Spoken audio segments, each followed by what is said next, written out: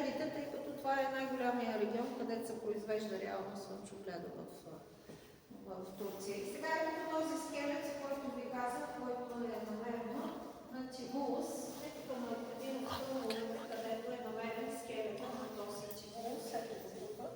Това е фактически най-старата находка, която е намерена.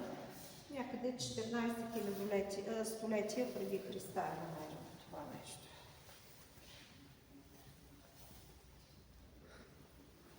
Ето го тук, къде са намерени, има исторически факти. Ето го така възстановка, как е изглеждал самия човек.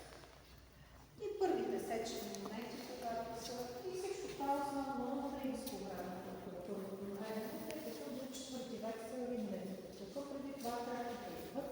И аз ви казах, смята се, че Сет II е владял тук част от земите и наистина, че свещената планина на Траките е била тази Сива планина. Нали, това са едни от предположенията. Но това казах, че турците още не са така много обърнали внимание на разкопките и на всичко това, което е било. И сега, морските неща, естествено, няма как да не присъстват различни данъци, които са намерени.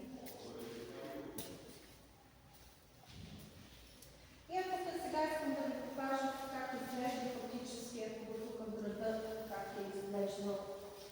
Ето го, нали, този залив, който идва ето тук в града, това е старата част, нали, и така нататък на нещата.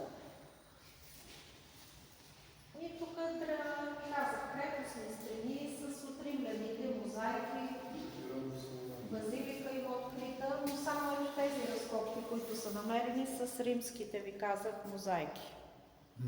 Това е близо тук в региона. Значи 1992 и 1993 година започват разкопките